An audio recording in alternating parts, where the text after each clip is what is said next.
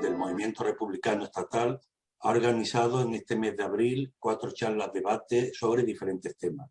El pasado miércoles tuvo lugar el debate sobre República y Democracia, y la próxima semana, el martes 13, sobre República Feminista, y el jueves 15 sobre República y Modelo Territorial. Hoy vamos a tratar sobre República y Modelo Económico y Social. Estos debates, como sabéis, se están emitiendo por el canal de YouTube de Radio Rebelde Republicana, emisora a la que, como siempre, tenemos que agradecer todo su trabajo y colaboración para que estas emisiones sean posibles. Bien, desde hace tiempo el movimiento republicano tiene claro que la propuesta republicana no puede ser solo una alternativa al marco político institucional, a la monarquía, sino que debe ser la construcción de una democracia real y, por tanto, participativa, y suponer también una alternativa a la actual organización económica vigente, al modelo económico y social que tenemos en nuestro país, el neoliberalismo, que evidentemente no satisface las necesidades, el bienestar de la mayoría de la gente. Para hablar de todo ello, hoy contamos con dos personas, con dos invitados de sesión, Miren Echezarreta y Miguel Salaver. Ellos van a intervenir y yo creo que al final podremos contar con algunos minutos para las preguntas que se puedan plantear por el chat. Bien, a modo de brevísima presentación, decir que Miren Echezarreta es economista, doctora en economía, catedrática emérita en economía aplicada de la Universidad Autónoma de Barcelona, activista política y social, estrechamente vinculada a movimientos sociales y a espacios alternativos, y a lo largo de su carrera como profesora ha realizado estancias de docencia en numerosas universidades extranjeras, en México, en Argentina, en Francia, en Estados Unidos, en Japón y en varios países más. Tiene un número de publicaciones muy importante, por tanto no las voy a mencionar todas, pero yo destacaría pues, la economía española 1970-79, la reestructuración del capitalismo en España, globalización capitalista, luchas y resistencias, qué pensiones, qué futuro, y también un libro sobre la mochila, la llamada mochila austriaca, para qué sirve realmente la economía, y como digo, un número largo de publicaciones, de libros y de artículos. Buenos días, Miren. Hola, buenos días. Miguel Manzanera Salaver es doctor en filosofía. Su tesis doctoral fue precisamente sobre la trayectoria intelectual de Manuel Sacristán. Profesor de filosofía, activista político y social, ha publicado un ensayo sobre filosofía marxista, Atravesando el desierto, y otro sobre filosofía musulmana medieval. Ha publicado también 2 novelas y numerosísimos artículos de actualidad, que lo podemos seguir en multitud de páginas digitales y de revistas con los artículos que publica. Es también colaborador del Instituto de Filosofía de La Habana. Buenos días, Miguel. Hola, ¿cómo estáis? Muchas gracias por invitarme. Muchas gracias a vosotros por estar hoy aquí con nosotros. Bien, si te parece, Miguel, podemos empezar por ti. Se trata en este debate de plantear, o al menos esbozar, un nuevo modelo económico y social, una nueva organización socioeconómica para nuestro país. Pero habrá que empezar analizando la situación, la realidad que estamos viviendo actualmente, o mejor dicho, la realidad que estamos sufriendo la mayoría de la población. Pues Miguel, cuando quieras. Bueno, pues muy bien, gracias de nuevo. Y entonces, la situación que estamos atravesando, no solamente en nuestro país, sino yo creo que a nivel mundial, es una situación de cambio y de transformación importante de las relaciones internacionales y, bueno, digamos, de las perspectivas de futuro que tiene hoy en día la humanidad en su conjunto. Primero tenemos la crisis capitalista, la crisis del neoliberalismo, que está generando pues, unas profundas alteraciones, desequilibrios en las sociedades occidentales, con movimientos de extrema derecha intentando de alguna manera bueno, sostener algo que se está descomponiendo, que es el liberalismo.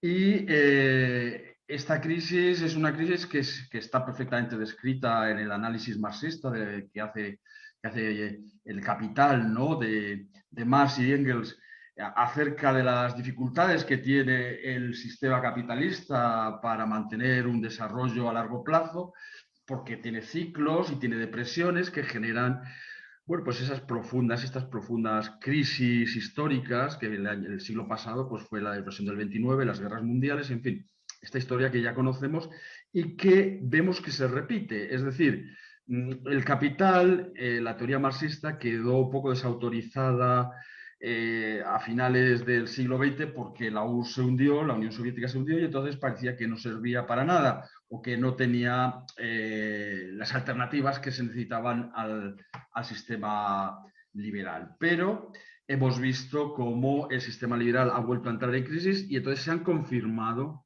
las predicciones que hace Marx sobre el desarrollo capitalista, se han confirmado en esta última década, ¿no? Con la crisis capitalista. Yo creo que esto está llevando a una recuperación de la perspectiva crítica de Marx sobre el capital y una recuperación de las tesis que están allí expuestas en el capital, especialmente esa ley que descubre Marx, que es la ley de la baja tendencial de las ganancias capitalistas, del beneficio capitalista, que lleva a una situación de estrés económico porque el capital no puede dejar de crecer y las depresiones pues crean crisis muy profundas, muy graves. Ahora estamos pasando una y yo creo que todo el mundo es consciente en este país de la gravedad de la situación, con millones de personas en paro, con gente que no puede resolver su vida cotidiana y tiene que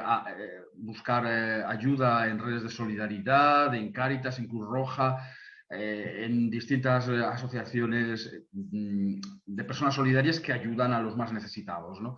Esta situación, bueno, pues como digo, era previsible desde los análisis que hace Marx en el Capital.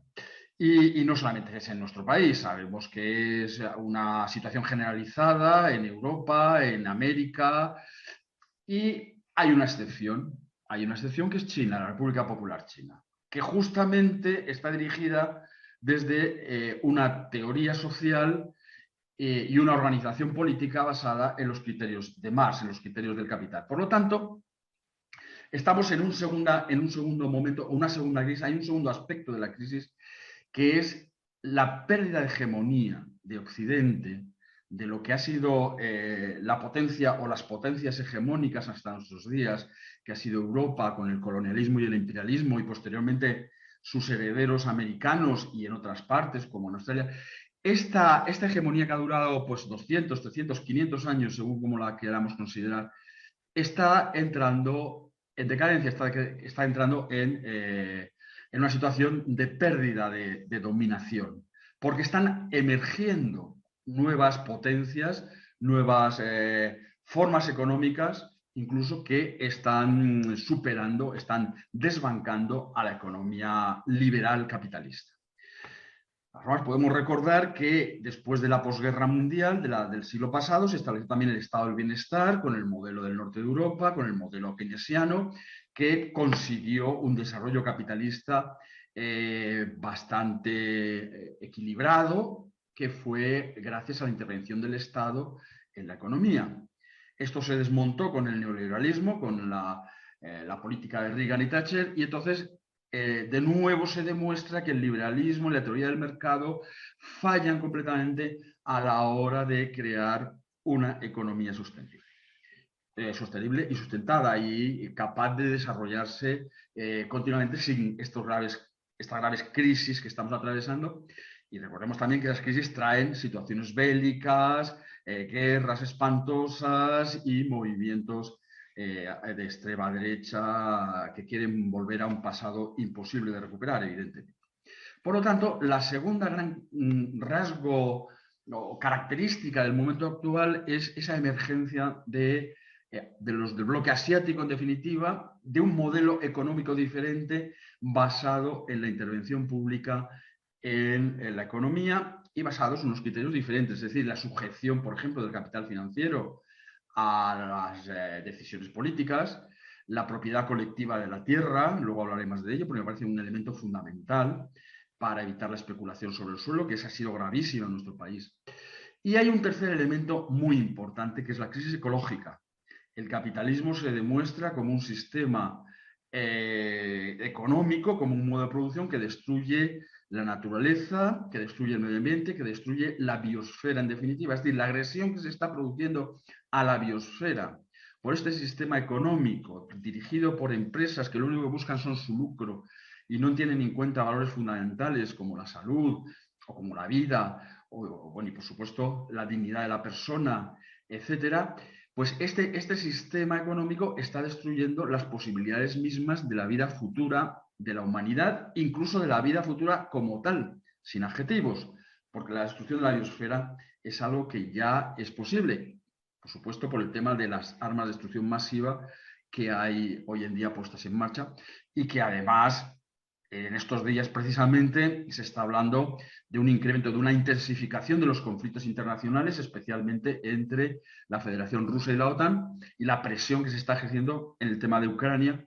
sobre Rusia, pero en general ya esto viene de hace ya algún tiempo, ¿no? Desde el momento del golpe de Estado que se dio en Ucrania y que generó movimientos secesionistas, en fin, estos elementos, pero una intensificación de las tensiones bélicas, que no solamente es en Rusia, que también es en China, es en el mar de China, y que, bueno, está generando, por otra parte, la alianza entre China y Rusia, que va a ser muy difícil de afrontar, y yo creo que la OTAN no se atreve a acciones más directas, aunque ya veremos qué pasa en el futuro, la situación, como digo, es muy inestable, pero de momento no se ha atrevido a acciones más directas de guerra abierta, precisamente porque la alianza de China y Rusia es muy fuerte, la Federación Rusa y la República Popular. Bien, yo diría que esta es un poco para, en grandes rasgos, definir cuál es la situación. Entonces, en concreto, en nuestro país, la crisis económica es brutal. Y yo creo que pone en cuestión todo el proceso económico que hemos tenido en las últimas décadas. Es decir, el proyecto económico que se instala con la monarquía borbónica y la democracia parlamentaria, ¿no? De la monarquía parlamentaria liberal, hay que subrayar que es un sistema liberal. Consiste en la integración de nuestra economía, de nuestro país, dentro del concierto europeo del capitalismo internacional, como una economía subsidiaria basada en los servicios, fundamentalmente el turismo, también los servicios financieros, porque el papel que jugó España, por ejemplo, en la introducción del neoliberalismo en América y tal, los argentinos definían como los nuevos conquistadores, etc. Es decir, hubo un momento ahí de la entente entre Aznar y Bush, ¿no? Para la penetración del capital en América Latina, donde pues, España jugó un cierto papel. El caso es que estos servicios, esta economía de servicios, que luego tenía además otro aspecto que era la construcción, ¿no? El desarrollo de la industria del cemento, de la construcción de viviendas, es precisamente el que ha entrado en crisis brutal. Es decir, precisamente el hecho, por una parte, porque el COVID, la pandemia, ha paralizado el turismo a nivel internacional, con lo cual es un servicio que ya no podemos prestar, y por otro lado, porque ya la crisis económica vino precisamente por el sector urbanístico, por una sobreproducción en el terreno de la vivienda. Esto también lo señalaba más, es decir, las crisis capitalistas vienen porque de repente no hay forma de ganar dinero y hay un sector que parece que da un poquito de margen y entonces se invierte ahí, se sobreexplota un determinado campo de la producción o de la economía y al final, bueno, pues hay demasiado de algo, los precios bajan, se crean maquillajes financieros, bueno, todo este tinglados que conocemos de sobra por la experiencia de los últimos años y como digo, yo me parece que Marx lo explica perfectamente. Entonces, tenemos esta crisis económica que afecta gravísimamente a la economía española, a la población de nuestro país. Y esto, como digo, viene dentro de un sistema de ideas, de una supuesta teoría científica, que fue científica quizás en su día, pero hoy en día ya no lo es, que es el neoliberalismo, la teoría del mercado. La teoría del mercado ha fallado en el siglo XIX, falló ya lo descubrió Marx, ha fallado en el siglo XX, es la crisis del XXI, y está fallando en el siglo XXI. Con lo cual, desde un punto de vista científico, no tiene por dónde cogerla, pero se sigue manteniendo de manera ideológica. Entonces, bueno, pues el modelo alternativo que está surgiendo es que el mercado tiene que estar acompañado por la intervención pública. Una intervención pública que, bueno, pues funcionó, como digo, en el estado del bienestar, que ha funcionado en el norte de Europa, que está funcionando en China, y que, bueno, recientemente Putin pues decía, no, es que el Estado tiene que intervenir en la economía, ¿no? Entonces, yo creo que las cosas van a ir por ahí. Necesitamos superar el modelo liberal que se impuso, como digo, a partir de Reagan y Thatcher, y volver a modelos de economía que están basados en la intervención del Estado. Pero para eso necesitamos un Estado, evidentemente. Para eso necesitamos un Estado que esté bien constituido, un Estado que tenga principios políticos y éticos consistentes, y no el Estado que tenemos, porque el Estado que tenemos es un Estado profundamente corrompido, como hemos podido comprobar gracias a los últimos sucesos políticos y gracias también pues, a determinadas intervenciones judiciales, que de todas formas no han sido lo suficientemente contundentes o llegan tarde mal y nunca, o ya veremos qué pasa. Pero en el momento tenemos un Estado que no tiene por dónde cogerlo. Es decir, unos partidos políticos que han estado corrompidos. Primero aparece la corrupción en el PSOE, luego aparece la corrupción en el PP y finalmente la propia jefatura del Estado está corrompida. Y a mí que no me digan que el rey no tiene competencias. O sea, el rey es el jefe de los cuerpos de seguridad del Estado, es el jefe de las Fuerzas Armadas, es el jefe en definitiva de todos esos elementos de coacción que tiene el Estado para poder sostener determinados principios legales que protegen el liberalismo. Es decir, esos principios legales que son la sacrosanta propiedad privada.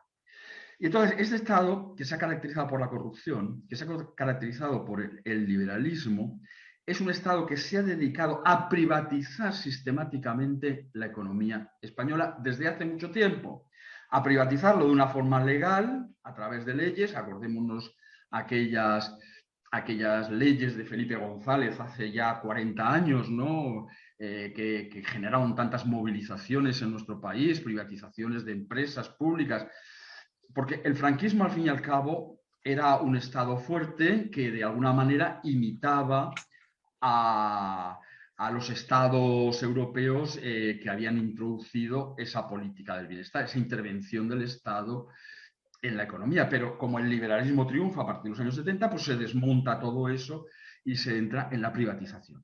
Entonces, hay una privatización legal basada en la teoría neoliberal, pero hay una privatización ilegal, totalmente fraudulenta, que es la corrupción, porque la corrupción, al fin y al cabo, es privatización de los bienes públicos de manera ilegal, embolsándose el dinero de todos en los bolsillos de unas personas que tendrían que proteger los bienes públicos y que se quedan con ellos.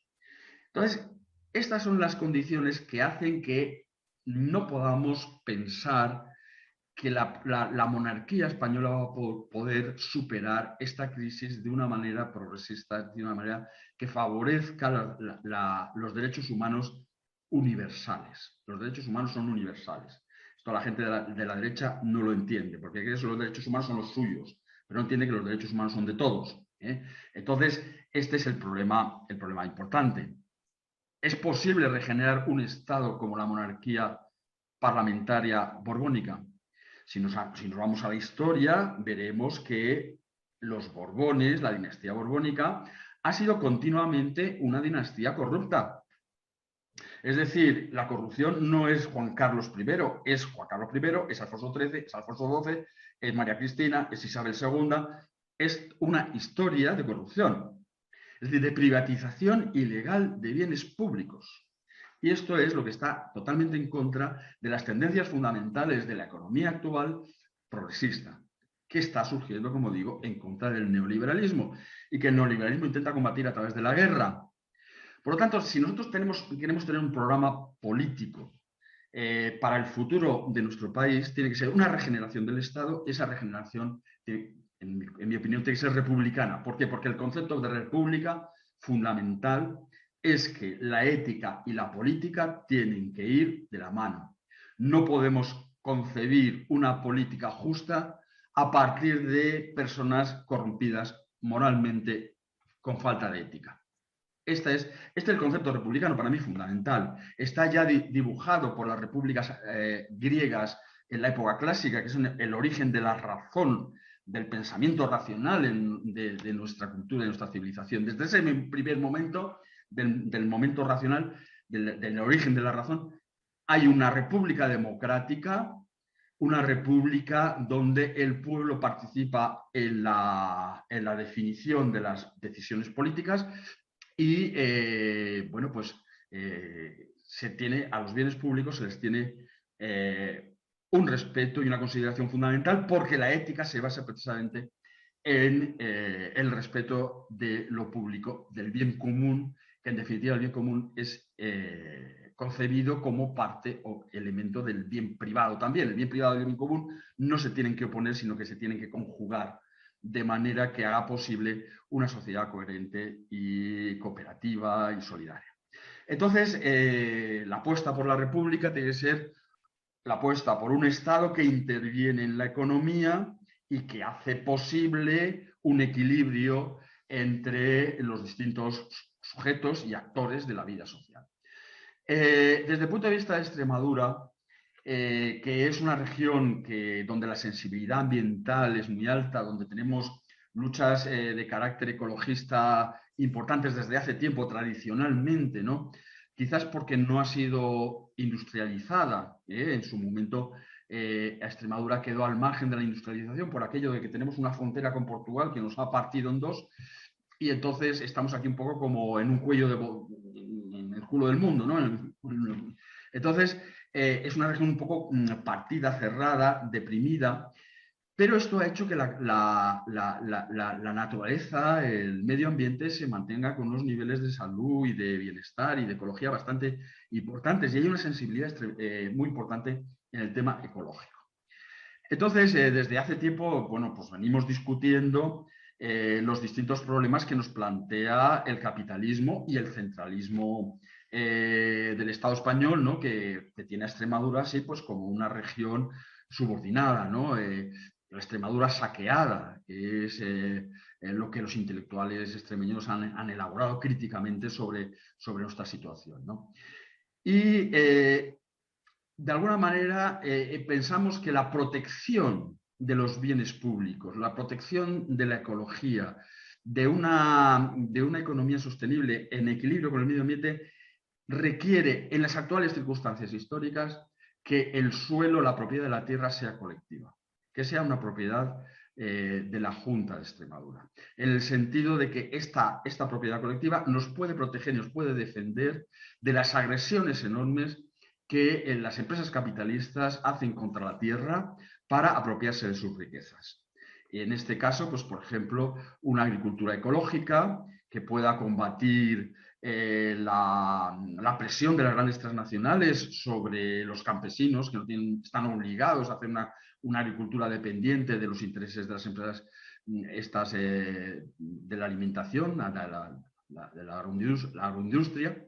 Y por otra parte también, pues, porque la minería que se está desarrollando, una minería a cielo abierto, que también es muy contaminante y que quiere arrasar con elementos importantes de las riquezas extremeñas para llevárselas fuera y, evidentemente, dejarnos aquí la basura y algunas migajas de subvenciones o de lo que sea.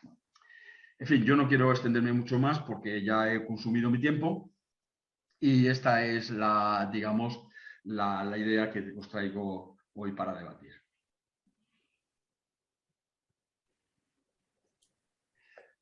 Muchas gracias, Miguel. Bien, Miguel ha analizado el marco internacional y la situación económica y social en nuestro país.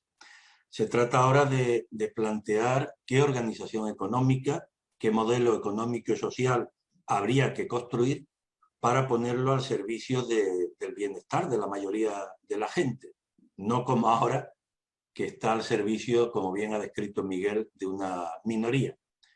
Pues miren, es tu turno. Muchas gracias. Buenos días a todas y a todos. Y bueno, esperemos que podamos dialogar un ratito corto, ¿eh? El problema con este tipo de planteamientos es que se dice muchísimo menos de lo que habría que decir, y yo ya anticipo que estoy explicando las cosas como si fueran telegramas de los antiguos, que se hacen frases entrecortadas y se acaba sin más explicación. Si a alguna persona le interesa lo que yo pueda decir, pues tendrá que buscar un poco otras fuentes para completarla, libros, artículos o entrevistas. Hablar sobre la República es muy difícil y muy fácil. Es muy fácil porque a mí me parece imposible, ya sé que no es así, pero me parece imposible que en esta época de la historia, en el siglo XXI, en el 2021, podamos todavía pensar en términos de que pueda haber una justificación y legitimación política de tipo demográfico, de tipo de herencia, de tipo de familia. A mí me parece que es muy, muy difícil, pero hay mucha gente que la tiene, o sea que hay que respetar también las opiniones. Por eso es fácil hablar de la República, o sea, ser republicano, pues a mí me parece relativamente fácil. Pero por otro lado es difícil porque, como han explicado José Manuel y también Miguel, no es solamente cambiar de jefe de Estado, que eso al fin y al cabo no es tan complicado, me figuro, o es bastante complicado, sino simplemente pensar qué clase de república queremos, qué república queremos. Porque repúblicas hay muchas. Estados Unidos es una república, la mayoría de los países de la Unión Europea son repúblicas, muchísimos otros países son repúblicas. A mí la mayoría de ellos no me satisfacen, por muy repúblicas que sean. Yo no quiero solamente una jefatura de Estado republicana, lo que quiero es una sociedad diferente, que la república, la jefatura de Estado sea elegida, pero sin ninguna duda que suponga mucho más que eso. Y por eso tenemos que hacer el esfuerzo, todos nosotros, de ver qué tipo de república queremos y hacia dónde queremos ir. Y a eso me voy a dedicar el ratito que tengo. Yo creo que hay que combinar dos grandes niveles de actuación, que están estrechísimamente unidos, separados y juntos a la vez, en el sentido siguiente. Por un lado, tenemos el ámbito colectivo, el macrosocial, donde se debate la forma de gobierno y la forma de organización política del país, donde se organizan las instituciones, es el territorio de los partidos, de los sindicatos y de las grandes instituciones, de la del Tribunal Constitucional, de todas las instituciones que generan el planteamiento de cómo organizar el país. Y es al que generalmente solemos dedicar el tiempo cuando hablamos de qué tipo de sociedad queremos. Pero a mi modo de ver, creo que hay otro ámbito colectivo, que yo le llamo, por falta de otro nombre, microsocial, que está debajo de ese nivel, pero que sin embargo se agrupan prácticamente toda la ciudadanía que quieren hacer cosas conjuntamente. Es decir, las instituciones políticas son una cosa y las instituciones sociales son otra, que, como os decía antes, están estrechísimamente relacionadas, pero que a nivel conceptual, por lo menos, se deben separar. Pueden ser organizaciones, generalmente son legales, las hay ilegales también, pero generalmente son legales, y casi siempre son privadas. En general, pueden ser un grupo de gente para impulsar simplemente cosas que les interese. Puede ser para cuidar un río, para preocuparse de los aspectos ambientales, pueden ser padres de familia en el AMPA de una escuela, o de un grupo de amigos para organizar un festival local o un club de fútbol. Cualquier cosa que se quiera impulsar de forma colectiva. Insisto, aunque tengamos poco tiempo, son dos niveles diferentes conceptualmente, pero muy estrechamente relacionados. Podríamos añadir un tercer nivel, que sería el individual de las personas, con sus derechos humanos e individuales, pero no entraremos hoy porque no se trata de una organización. A cualquiera de estos niveles existen distintas formas de concebirlos y de organizarlos. Cualquier sociedad organizada democráticamente, yo creo que hay que partir de que tiene que ser plural. No hay un modelo único, porque los modelos únicos ya hemos visto los terribles resultados que han proporcionado. Y creo que además hay que tener en cuenta que en todas las sociedades existen las clases sociales y que por lo tanto es muy difícil que esas clases sociales, en las sociedades capitalistas quiero decir, que esas clases sociales tengan objetivos únicos. Ahora está muy de moda hablar de que necesitamos unidad. Bueno, sí, estaría bien tenerla, pero yo creo que en un país capitalista con unas clases muy determinadas no puede existir esa unidad, puesto que realmente los intereses de esas clases sociales sí son diferentes. Entonces, con esos dos niveles, tenemos que pensar también en un doble objetivo. Por un lado, el de mantener y mejorar los derechos sociales que han sido conquistados a través de la historia. Muchas veces, sobre todo los más jóvenes, se olvidan de que los derechos, una vez conseguidos, no son permanentes, no son para siempre, sino que a nada que dejemos de luchar por ellos, revierten hacia atrás. Y esto lo estamos viendo ahora, por ejemplo, en toda la situación laboral y en toda la situación ambiental, pero sobre todo en la laboral. Entonces tenemos que tener la lucha por lo inmediato. La lucha, si queréis, llamémosle coyuntural, por llamarle también de alguna manera. Pero esa lucha no basta, porque si seguimos solamente con esa lucha, nos daremos cuenta de que esa lucha vuelve hacia atrás en el momento que dejemos de luchar por ella. Es decir, tenemos que luchar también por un sistema económico distinto del capitalismo. Tenemos que transformar la sociedad en una sociedad justa y armónica. ¿Qué queremos decir? Por eso será debatir, pero no tenemos mucho tiempo.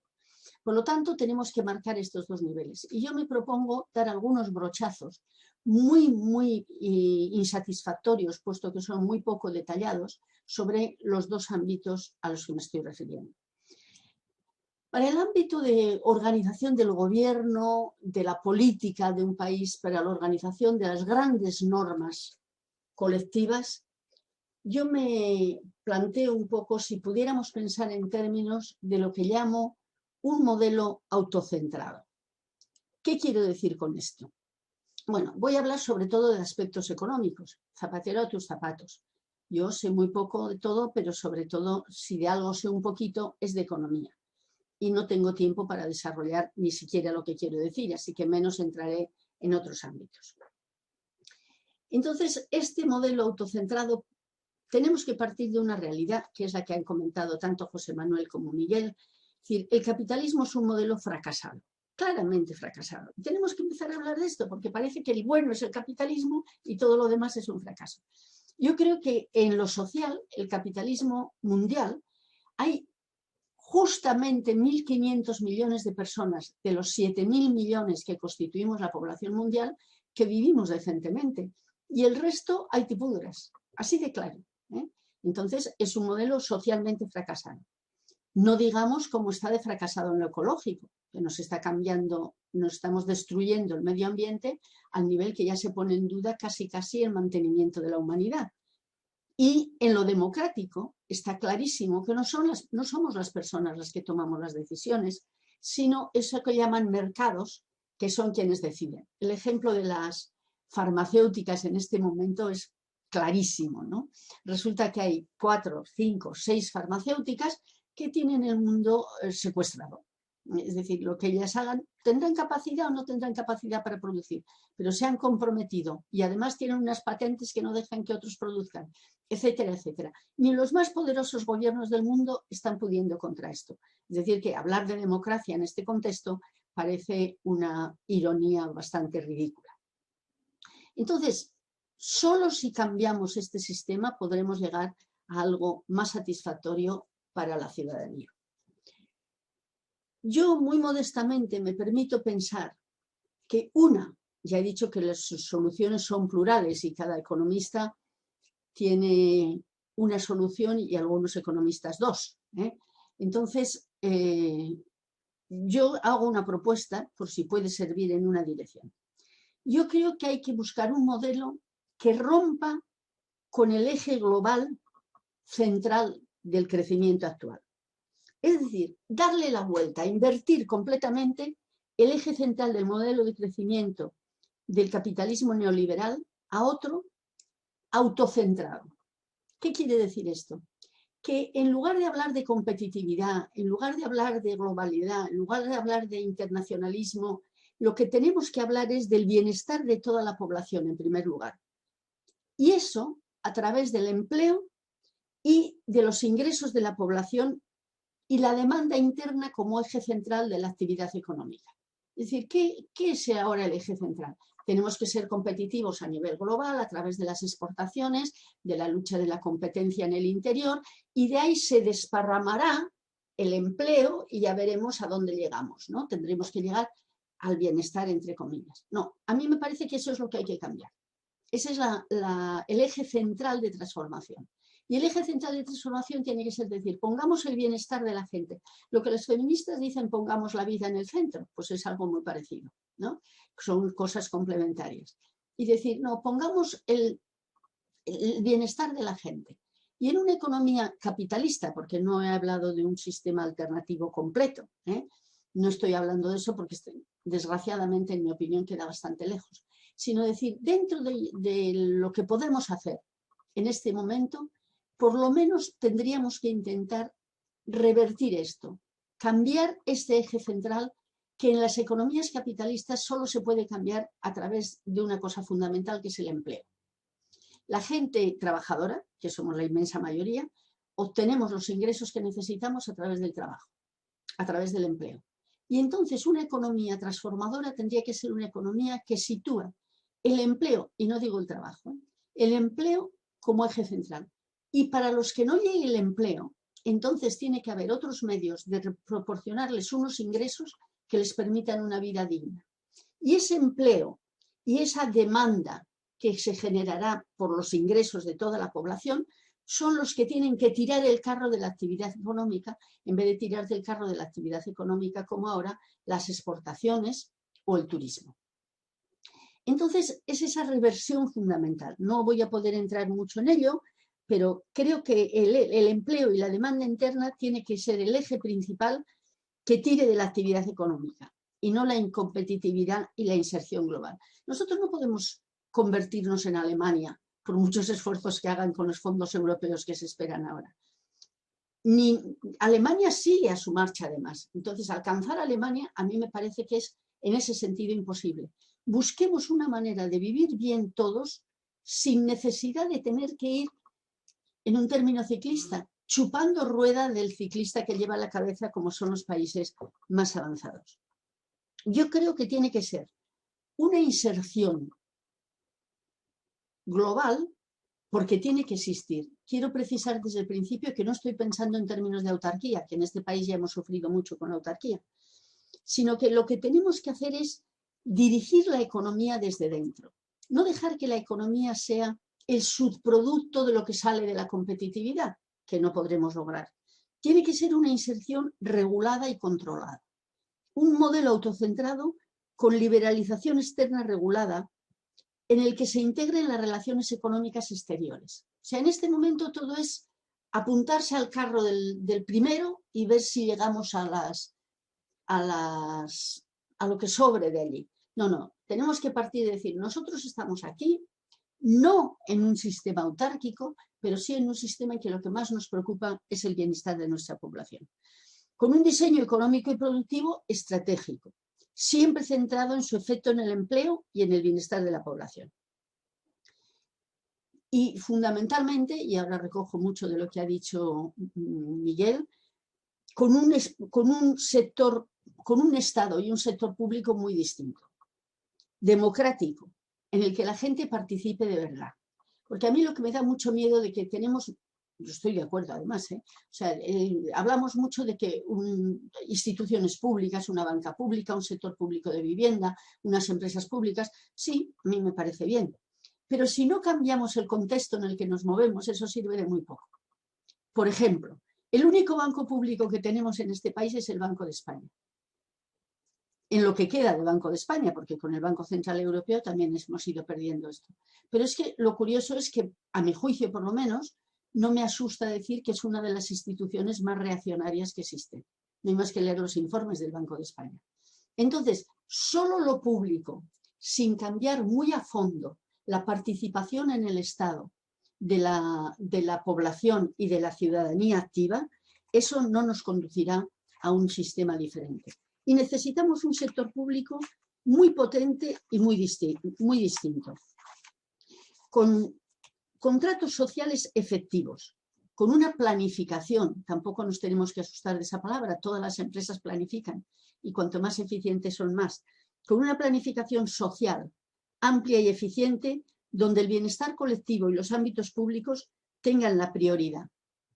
Lo público es lo prioritario y el ámbito privado, que existirá y tendrá que continuar existiendo, sea complementario del ámbito de lo público. Y eso requiere también un sistema fiscal. Yo no puedo hacer por menos de referirme a un sistema fiscal.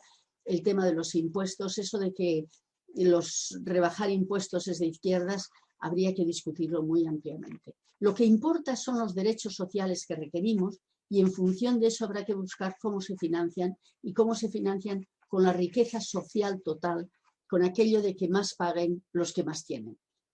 Es otro de los puntos clave que tendríamos que discutir. Y con una distribución de la renta que no tolere la pobreza.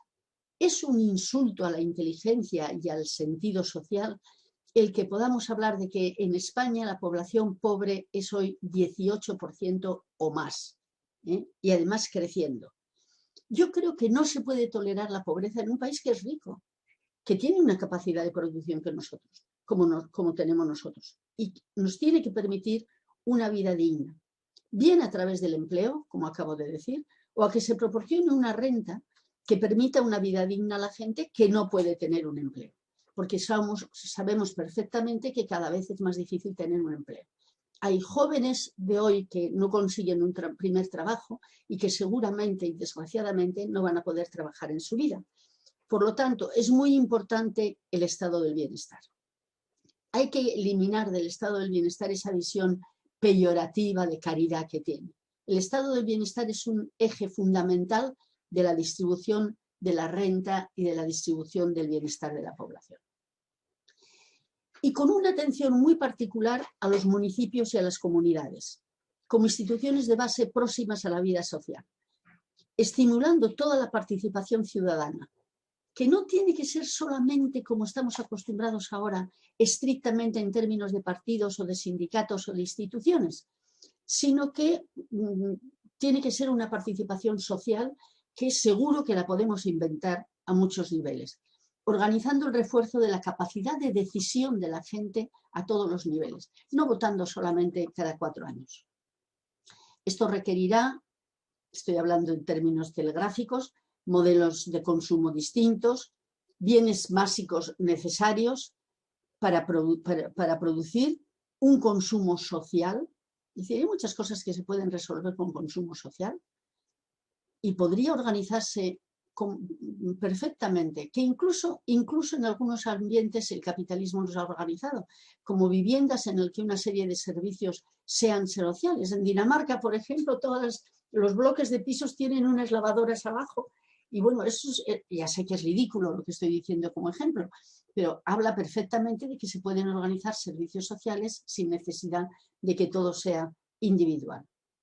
Así que tendremos que cambiar también los valores, cambiar de forma de ver las cosas. Y eso es posible. Cuando dicen, no, esto no se puede porque los poderes fácticos no lo permiten y porque además la gente somos lo que somos. No, la gente no somos lo que somos. La gente somos el compendio de la sociedad. Porque, por ejemplo, hace 50 años, ¿quién hablaba de que fumar era malo? Seguro que algunos médicos y algunos sanitarios lo decían. Pero ahora en este momento estamos muy convencidos, una gran parte de la población, de que fumar es malo. Es decir, ha cambiado la percepción social y mucho más todavía en los aspectos medioambientales. Los aspectos medioambientales hace 50 años ni existían, o eran muy excepcionales. Y hoy, sin embargo, son una de las preocupaciones reales fundamentales. Entonces, se pueden también cambiar los valores. La sociedad, en vez de hablar de un consumismo desatado, de una competitividad durísima, hay padres que llevan a los niños de 3 años a aprender chino para que sean más competitivos. Que aprendan chino está muy bien, pero para que sean más competitivos es horrible. Es decir, que hay que potenciar unos valores diferentes a todos los niveles. Y es un modelo viable. Yo creo que hay ejemplos que muestran cómo las sociedades han ido cambiando de valores, como los que acabo de mencionar, pero hay muchos más. Y quiero pensar que incluso en las condiciones actuales es posible iniciar procesos de cambio que sacudan las posturas de impotencia que nos invaden y que gradualmente podamos ir construyendo una sociedad justa y armónica. Y estoy hablando del nivel macroeconómico, del nivel de organización económica, del nivel social. ¿Que es difícil? Por supuesto.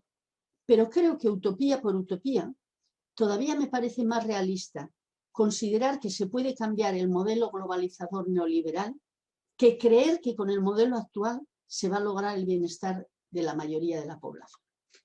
Se puede cambiar incluso a ese nivel macrosocial. Y muy rápidamente, porque si no también yo me comeré el tiempo, querría hablar del segundo nivel que he mencionado antes. Es decir, no ya la organización política y social desde arriba, sino cómo se organiza la sociedad en sí misma y cómo se puede ir organizándose. Hablo de los movimientos sociales.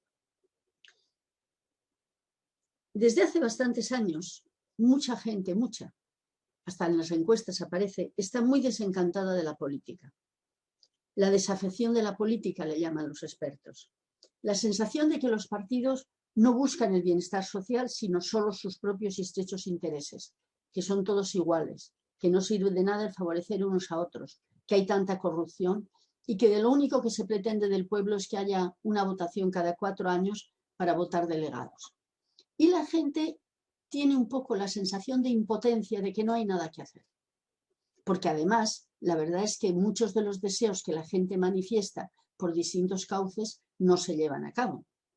Y por lo tanto, la gente se va alejando de esa preocupación por su participación en la vida social. Y más todavía en un momento en que sobrevivir ya es bastante difícil. Pero afortunadamente hay muchas personas que quisiéramos tener una mayor participación en la organización de nuestras sociedades. Participar de verdad en la vida social, en la de nuestras comunidades, allí donde vivimos. No nos basta un voto cada 4 años, ni siquiera ser formalmente miembros de algún partido, sindicato, institución, que está bien, yo no digo que no vale, sino que queremos ser partícipes reales de nuestra vida y de nuestra sociedad. ¿Cómo podemos participar más activamente? Porque votamos, que es la participación que tenemos en el otro movimiento, pero ¿qué más podemos hacer? Bueno, pues yo creo que ahí es donde los movimientos sociales nos dan la respuesta. Tenemos que iniciar alternativas colectivas, modestas, en todas partes, donde estemos. ¿Que estoy en el AMPA de la escuela? ¿O que mis hijos van a la escuela? Pues participo en el AMPA. ¿Que estoy en una asociación cooperativa de consumo? Pues participo en aquello. ¿Que quiero producir de una manera diferente? Montamos una cooperativa. Hay montones de formas de establecer redes de actuación e ir inventando nuevas formas de hacer, no quiero decir política para que no se entienda que es ese sentido, pero es la verdadera política, sino de tener actuación social y procurar que sean según valores no capitalistas. Y por ahí podemos participar todos. Ahí no necesitamos ser ni siquiera concejales, aunque ya he dicho que el municipalismo es importante, pero lo que podemos hacer todas las personas, podemos formar parte de iniciativas a nivel de donde estemos, unas más pequeñas y otras mayores, para poder hacer iniciativas y trabajo y avanzar en la sociedad en la línea que nosotros quisiéramos que la sociedad funcione. Y eso lo podemos hacer, eso no nos puede quitar nadie el derecho a hacer. Bueno, nos pueden quitar si hay unas dictaduras brutales, pero en este momento no parece que nos lo pueden quitar tan fácil. Tenemos que organizarnos aquí y ahora, a nuestro nivel, para avanzar en la forma de hacer las cosas que nos parece que pueden mejorar. Los colectivos que constituyen la sociedad en la que vivimos hemos de organizarnos. Porque el problema es dejar que los otros hagan. No, el Estado tendría que hacer, el gobierno tendría que hacer, el ayuntamiento tendría que hacer, por supuesto. Y eso hay que exigirlo.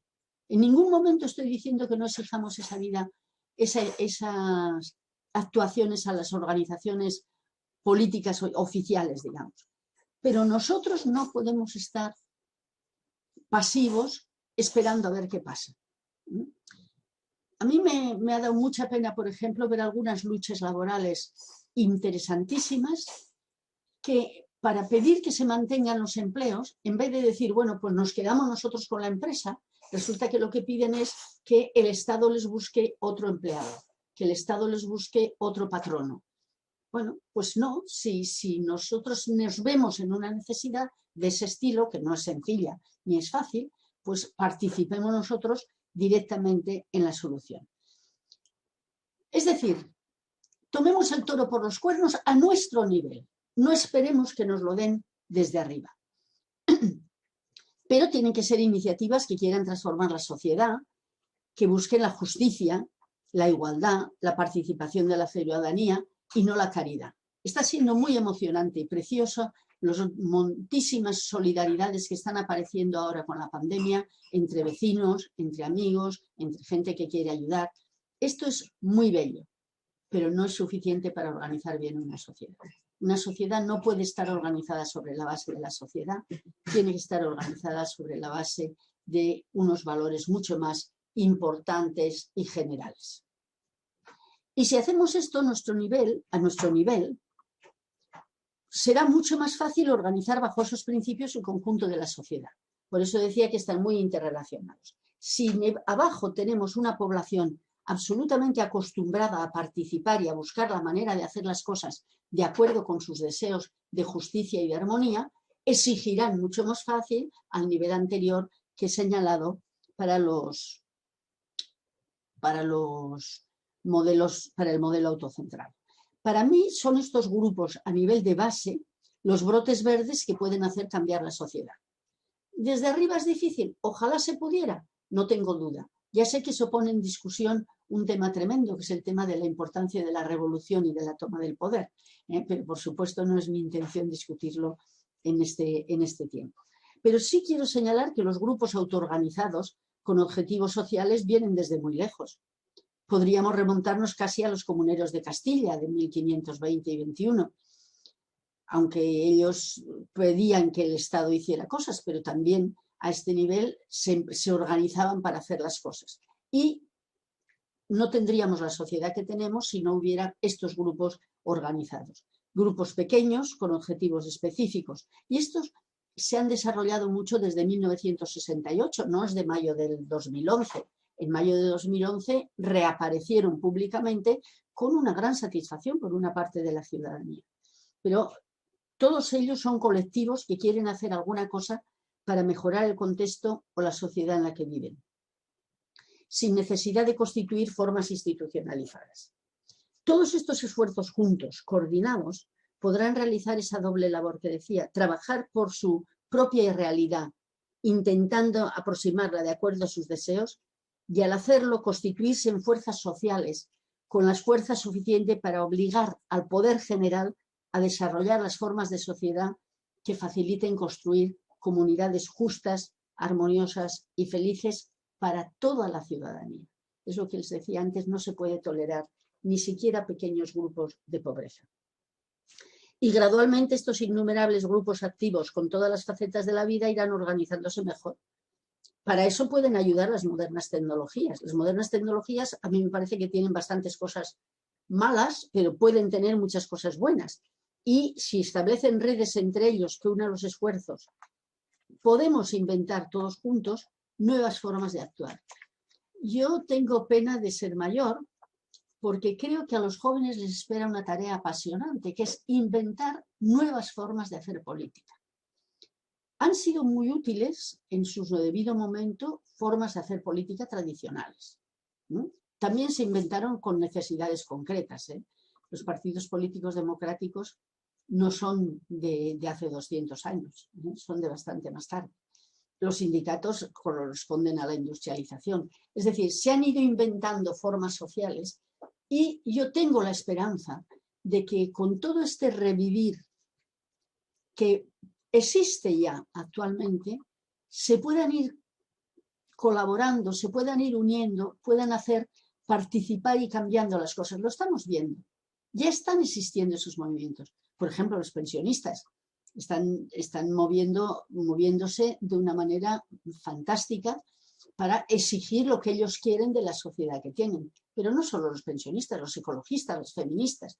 Y fijaros que todos son movimientos nuevos y que necesitarán nuevas formas de hacer, que están ensayando nuevas formas de hacer, que nadie les da en un papel lo que tienen que hacer, sino que están inventando porque necesitan con sus invenciones gradualmente. Y yo quiero deciros que en ese sentido soy bastante optimista, porque veo que realmente hay cada día, no sé si más o menos, no sé cuantitativamente, pero sí que hay un espíritu entre bastante gente, no la suficiente a mi modo de ver, pero entre bastante gente, ganas de mezclarse en la pasta, de ponerse en un momento determinado y de decir, bueno, voy a hacer esto, perdonad porque suena el teléfono, pero no lo puedo evitar. Y entonces, que digamos, nosotros vamos a hacer desde donde estamos a luchar, reunirnos después con otros y gradualmente ya veremos cómo iremos forzando a lo que ya existe y creando cosas nuevas para verdaderamente generar sociedades distintas. De esos brotes verdes, espero yo que logremos la pradera verde donde podremos establecer un valle republicano que merezca la pena. La república será un importante y potente instrumento para construir la sociedad justa y feliz que todos anhelamos si partimos de ahí. Si partimos de nuestra presencia en todos los ámbitos en los que nos movemos con unos valores diferentes y con una voluntad de mantenimiento de los derechos y de transformación de la sociedad. Ese tipo de república, con la que tenemos que trabajar, que son los innumerables brotes verdes. Por eso os decía que yo soy optimista, porque brotes verdes hay cantidad de gente. Lo que pasa es que no se ha encontrado todavía una dimensión política institucionalizada. Bueno, ya aparecerá.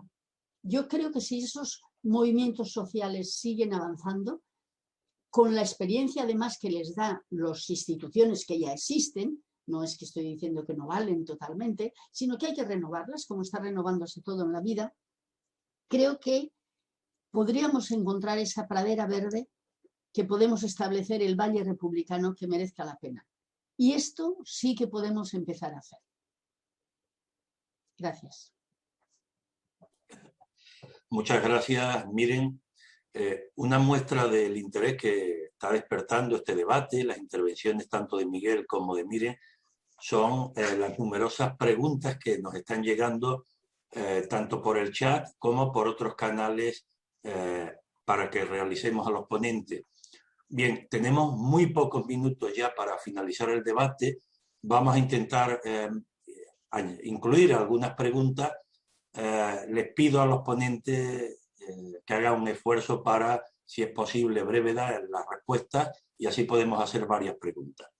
Bien, la primera pregunta de una de las personas que, o mejor dicho, de varias de las personas que nos siguen, podría ir dirigida a Miguel, en el sentido de si considera que este necesario cambio del modelo económico y social es posible dentro de la Unión Europea. Una de las preguntas dice exactamente dentro de la organización del capital oligárquico de la Unión Europea. ¿Es posible en la Unión Europea? Miguel, sé que es complicado, pero por favor, brevedad. Voy a dar el micro. Bien, a mí me parece que sería muy difícil y muy complicado. Lo que sí que quiero decir es que desde nuestro punto de vista extremeño sería contraproducente y retrógrado romper nuestras relaciones con Portugal. Es decir, que nosotros, bueno, algunas personas aspiramos a una confederación ibérica en el sentido de que no se vuelva a reconstruir esa frontera. Y con respecto a Europa, a mí me parece muy complicado. Tendría que cambiar la propia Europa hacia un proceso también de cambio en el sentido que estamos nosotros aspirando a hacer de democracia participativa y de transformación del sistema económico capitalista que está en franca fracaso hacia un nuevo modelo. No es imposible porque sabemos que históricamente los procesos revolucionarios y de cambio se han dado conjuntamente de forma internacional. Es decir, si nos atenemos a los procesos históricos en el 48 o en el 68, para ser más cercanos, o en el 71, en fin, siempre ha habido movilizaciones que se han producido simultáneamente en muchos países, y en Europa, pues, por ejemplo, pues esto ha sucedido también en varias ocasiones. Por lo tanto, podemos aspirar a que haya un proceso de cambio que sea internacional y que nos permita evolucionar un poco a todos los pueblos europeos conjuntamente. Evidentemente, la reacción ha previsto estas posibilidades de cambio y de transformación y ha reaccionado, como es su papel, y tenemos esos movimientos fascistas que son un bloqueo hacia, o una advertencia hacia esas posibilidades de transformación. Pero tendría que darse un proceso de carácter internacional. Si no se da, tampoco hay que volver a la autarquía, pero sí que habría que a lo mejor romper con los grandes intereses de las transnacionales. Hoy en día, como hay un bloque emergente que es China, nos pilla un poco lejos, pero sí que podría ser un punto de agarre, ¿no? De una economía muy fuerte, muy dinámica, que está evolucionando y desarrollándose con gran potencia, y que podría ser a través de Rusia, a través de la famosa ruta de la seda, etcétera, un punto de contacto con una nueva economía y un modelo diferente de sociedad. Gracias, Miguel. Pues miren, has planteado que hay que darle una vuelta completa al eje central del sistema, colocando el bienestar y, por tanto, el empleo como nuevo eje central. Bien, una de las personas que nos siguen te plantea, en este planteamiento, ¿qué opinas sobre la renta básica universal? Bueno, yo creo que la renta básica tiene que ser fundamental en unas etapas primeras en las que realmente no hay empleo para todos. O sea, tal como está la sociedad organizada, cada vez hay menos empleos. No es problema de que si la pandemia, de que si la coyuntura. Si miramos en el Estado español qué ha pasado desde la democratización del 78, resulta que prácticamente todo el tiempo ha habido entre 3 y 4 millones de parados. Hay periodos en que hay más, hay periodos en que hay menos, pero entre 3 o 4 millones, si contamos bien contados, hay parados. Y parece que todas las predicciones son de que va a haber menos empleo todavía. Entonces, cuando yo hablo del empleo, si lo he hecho bien, he añadido también o ingresos suficientes para una vida digna.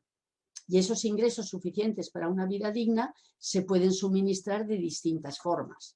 El debate de la renta básica es un debate muy concreto que se puede continuar y que parece que tiene un amplio campo de desarrollo por delante, pero no es exactamente, sino es decir, hacen falta unos ingresos para la población. Y yo creo que eso tiene que darse y se está ya programando. Y lo triste o lo curioso es que incluso hay algunos capitalistas muy potentes que ya están pensando en eso, porque saben que no va a haber empleo para todos y que si no hay empleo para todos, de alguna manera la gente tiene que tener ingresos para vivir. Primero, porque hace falta que puedan comprar las cosas que la otra gente produce, y segundo, porque tienen un miedo terrible a los trastornos sociales que se pueden generar. Los capitalistas que piden la renta básica no lo hacen por altruismo, lo hacen más bien por miedo a las consecuencias que pueda tener. Entonces, la renta básica puede ser un instrumento. Pero hay otra cosa que yo querría ir todavía más lejos, y es decir, el empleo, y yo misma acabo de decirlo, es la clave para tener ingresos para poder vivir en una economía capitalista. Pero no nos hagamos todos entusiastas del trabajo. Normalmente la gente a la que habla con entusiasmo del trabajo es gente que tiene trabajos muy agradables, trabajos interesantes, trabajos participativos. La gente que está en la cadena 8 horas o la gente que va en bicicleta repartiendo pizzas no suele ser tan entusiasta del trabajo. Y entonces creo que hay que buscar a más largo plazo, pero hay que empezar a montar las mentes en el sentido de que lo importante es cómo se distribuye la riqueza social. Por ejemplo, las pensiones es una manera de distribuir, de redistribuir, porque ya hemos pagado por ellas, pero es una manera de redistribuir sin que haya que trabajar. Eso de que hay que aumentar la edad de jubilación porque no hay dinero para las pensiones, eso es falso. Es un problema de tipo de poder y de organización social. Y cada vez tendríamos que ir a trabajar menos si resulta que la tecnología nos lo permite. No sé qué mérito especial se le ve a estar 8 horas o 10 o 12, como está mucha gente, como tiene que estar mucha gente para poder ganarse la vida. A mí me sorprende, por ejemplo, que con las cifras de paro juvenil que hay en este momento en este país, no se hable para nada de la reducción de la jornada de trabajo, que puede ser otro mecanismo. Es decir, lo que contesto es, renta básica, como instrumento, sí. Muy positivo probablemente, habría un amplio debate. Pero además de la renta básica, creemos sociedades en que la necesidad de trabajar no sea el ideal de la gente. Fíjense ustedes que los artistas, los intelectuales, los pensadores, normalmente no trabajan esas horas. Y la imagen esta de que lo bueno es trabajar, bueno, hay que ser una persona responsable, hay que ser las ciudadanas y ciudadanos responsables, pero no hagamos del trabajo el ideal de vida. El ideal de vida es vivir bien, y vivir bien no supone trabajar 12 horas al día en trabajos que no tienen ningún interés. Y por lo tanto, el problema de distribución de lo que se produce en una época en que se puede producir muchísimo más de lo que se está produciendo ahora. Está sobrando de todo. La crisis actual del capitalismo, expresada como la ha hecho Miguel, a lo mejor en términos de caída de la tasa de beneficio, pero es fundamentalmente una crisis de sobreproducción. Luego no falta producción, es un problema de cómo se distribuyen los ingresos y eso es un problema político. De acuerdo. Bueno, podemos tener tiempo para dos últimas preguntas. Miguel, otra persona que nos sigue plantea que en este necesario cambio del modelo económico y social, ¿qué papel tienen que jugar los sindicatos dada su configuración actual? Bueno, a ver, los sindicatos hoy en día, bueno, en las últimas décadas han jugado un papel, digamos, subordinado a los intereses capitalistas representados por el Estado español, la monarquía liberal, ¿no? Entonces, realmente sus actuaciones, por una parte, defienden a la clase obrera, pero han defendido aquellos segmentos de la clase obrera que tienen trabajo y que están situados y, sobre todo, han favorecido la instalación y el desarrollo de una política liberal en nuestro país sin ofrecer una resistencia suficiente. Bueno, también porque realmente la ideología dominante ha sido una ideología liberal y, bueno, eso también causa que haya una poca capacidad de la clase obrera para responder ante las agresiones constantes de los derechos laborales que hacen las empresas. Es decir, no han ofrecido una resistencia fundamental. Y lo último que se hizo con carácter importante pues fueron en los años 80, ¿no? Precisamente cuando gobernaba Felipe González. Y entonces esas estructuras burocráticas tienen un papel que es progresista dentro del sistema liberal, pero que, digamos, para superar la actual situación del Estado español, pues realmente habría que dinamizar mucho esas estructuras. Yo creo que Comisiones Obreras, por ejemplo, que fue el sindicato fundamental de la lucha de la clase trabajadora en contra de la dictadura de Franco, sin embargo, perdió sus características democráticas y más avanzadas en la época de Antonio Gutiérrez y justamente después de la gran huelga del 14D, que fue una huelga monumental, extraordinaria y que consiguió demostrar la fuerza de la clase obrera, pero fue una especie de canto del cisne, porque inmediatamente después el señor Gutiérrez, que al final acabó en el PSOE, pues se dedicó a desmontar todos los mecanismos democráticos y de capacidad de elaboración y discusión colectiva que había dentro de comisiones obreras. Esta falta de democracia de las instituciones políticas de la clase trabajadora dentro del sistema capitalista, pero también dentro de incluso de otros sistemas que en principio tendrían que haber sido más democráticos, ¿no? Me refiero a partidos de izquierda, etcétera. Pues eso es un hándicap para conseguir los objetivos, es un obstáculo para conseguir los objetivos que se pretenden, los que ha descrito Miren, ¿no? De una democracia participativa donde la población tenga realmente una capacidad de actuación autónoma y de condicionar las decisiones políticas en función de intereses generales del bien común. Entonces, yo creo que tendría que sufrir una transformación profunda interna, ¿no? En el sentido de una democratización importante que ya existió, por ejemplo, como digo, en comisiones obreras, en UGT menos, pero UGT es un sindicato un poco artificial que se crea después del proceso democrático, ¿no? Para mantener ahí una parte de la clase trabajadora, pero bueno, luego UGT y comisiones han estado siempre perfectamente simbiotizados, ¿no? En la política esta de al servicio de los intereses del sistema capitalista. Yo creo que esas serían las condiciones. Hombre, hay otros sindicatos que son más minoritarios y que yo considero que tienen una dinámica más democrática y, por lo tanto, más progresista y que representan mejor los intereses de la clase trabajadora, ¿no? Sindicatos, bueno, pues que no merece la pena mencionar a ninguno, ¿no? Y entonces, en este sentido, bueno, yo creo que tiene que haber una renovación del panorama sindical para que realmente sean capaces de transmitir los intereses de los trabajadores.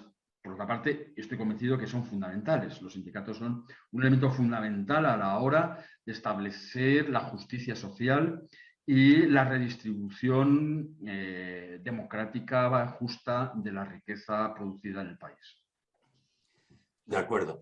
Pues miren, en ese necesario cambio del eje central de la organización socioeconómica, otra persona te pregunta qué importancia tiene el cambio de los valores sociales y concretamente la importancia que tendría el cambio del modelo educativo. Indudablemente los valores tienen que cambiar. Para crear una sociedad diferente tenemos que pensar en valores diferentes, no en el éxito, en lo que supone ahora con los youtubers y los, no sé ni los nombres, ni los influencers y todas esas cosas.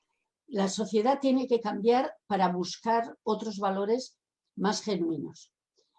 ¿Que eso se puede hacer a través de la educación? Seguro. Ayer estaba viendo un documental sobre la Segunda República Española y se veía el peso que le dio a la educación. Y yo veía que el peso que se le dio a la educación es porque se esperaba que la educación condujera a los valores en la dirección que hacía falta. Y por eso fue tan atacada con el golpe de Estado del general Franco. Pero yo creo que la educación es fundamental. Pero la educación no se hace solo en la escuela. Y hoy en día, con los medios de comunicación tal como existen, necesitan la escuela y mucho más. Y verdaderamente lo que se haga en la escuela es crucial. Y eso incluso la derecha lo tiene claro porque lo primero que atacan es la escuela. Y quieren tener su escuela. Que los papás puedan elegir la escuela a la que vayan sus hijitos. Pero la educación es crucial. Pero hay que hablar de educación cada vez en un ámbito más amplio. En el sentido de los medios de comunicación, por ejemplo, y de todos los medios que existen en las redes sociales. Entonces, yo creo que estamos en una etapa que, por un lado, es confusa porque no tenemos referentes claros de lo que hay que hacer, pero por otro es apasionante porque hay que inventarlo todo. E incluso creo que la forma de hacer que los valores de la sociedad cambien en la dirección que es necesario que cambien, es fundamentalmente a través de toda una amplia panoplia de cuestiones entre las cuales los medios de comunicación, las redes, las nuevas formas de comunicarse son fundamentales. Bien, hay bastantes más preguntas, pero lamentablemente no tenemos ya más tiempo. Yo creo que para todas y todos ha sido un placer contar hoy con estas dos personas, con Miren y con Miguel, a los que tenemos que agradecerle una vez más su participación en esta charla, en este debate. También a Radio Rebelde Republicana por permitirnos estar hoy en las redes, en las ondas, y acabar diciendo simplemente que el próximo debate, el tercero, es el martes 13 de abril, 7 de la tarde, con un tema fundamental, República Feminista. Van a intervenir dos compañeras, Yolanda Rodríguez y Cristina Ridruejo, y va a moderar otra compañera, Encarnación Núñez. Hasta entonces, nos vemos el próximo martes. Muchas gracias a todas y a todos por haber seguido este evento organizado por el Encuentro Estatal por la República. A todas y a todos.